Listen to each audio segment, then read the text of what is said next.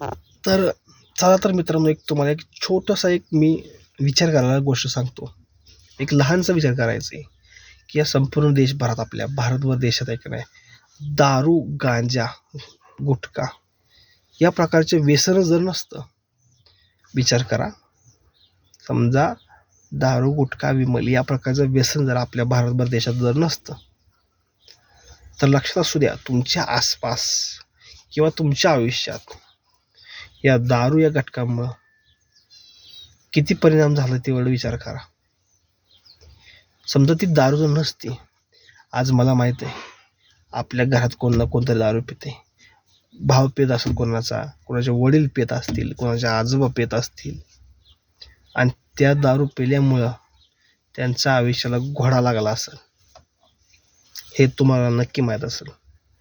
किंवा आपल्या शेजारी मित्राच्या वडील, आजोबा कोण घरात त्यांच्या दारू पिऊन धिंगाणा करत असेल, बायकोला मारत असेल, रोज राडा असेल, एखादा दारू पिऊन रस्त्यावर पडला असेल, एखाद्याचा ॲक्सिडेंट झाला असेल. पण ह्या सगळ्या गोष्टी, त्यात तुम्ही फक्त दारू ही गोष्ट काढून टाका. काय म्हणतो मी, फक्त विचार करा की आपल्या आयुष्यातल्या, म्हणजे आपल्या समजा घरात कोण पित असेल तर, किंवा शेजारच्या आसपास किंवा तुमचा मित्र आहे, त्याच्या आयुष्यातली फक्त दारू ही गोष्ट तुम्ही बाहेर काढून टाका. आणि मग त्या व्यक्तीचं आयुष्य तुम्ही बघा. समजा आपले वडील दारू पित असतील, तर वडिलांच्या आयुष्यातील दारू हा विषय तुम्ही काढून टाका आणि मग विचार करा की काय घडलं असतं. किंवा आपल्या मित्राचे वडील आहेत, त्यांच्या आयुष्यातील दारू काढून बघा तुम्ही, काय घडलं असतं. दारूमुळं चांगली चांगली लोक बाद झालेत. बर, ही गोष्ट सरकारला 100% माहीत आहे, तुम्हालाही माहीत आहे दारू चांगली ना वाईट आहे, सगळ्याला माहीत आहे दारू चांगली ना वाईट आहे. मग सरकार मान्य देशी दारू दुकान, ती बिअर बारचं परमिशन, ह्या त्या तुम्ही का बरं देता? मग खरंच तुम्हाला या देशाचं कल्याण करायचे, काय देशाला तुम्ही लुटायचे? सगळ्यात जास्त कर या देशाला दारूमुळे मिळतो. कर मिळतो म्हणून तुम्ही काही सुद्धा कराल, कशा प्रकारे सुद्धा वागाल. दारू हा घटक अतिशय बेकार आहे, हे सगळ्यांना माहीत आहे. मग काय कारणास्तव दारू चालू आहे? खरंच या जनतेसाठी या नेत्यांना काहीतरी करायचे का?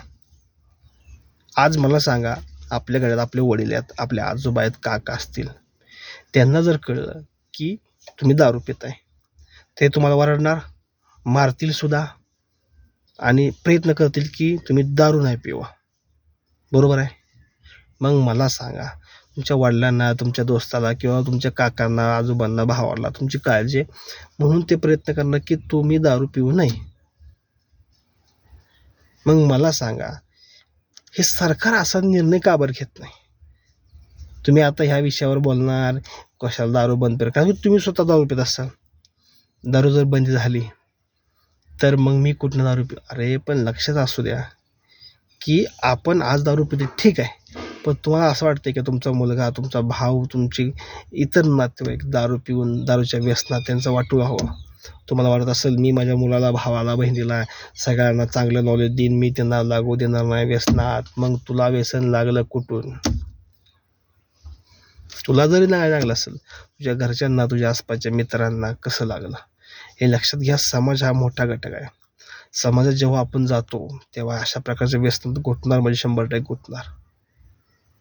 त्यामुळे एक लक्षात असू द्या, या अशा सरकारच्या चुकी धोरणाला तुम्ही थोडासा विरोध करा आणि शक्यतो दारू 100% सोडा.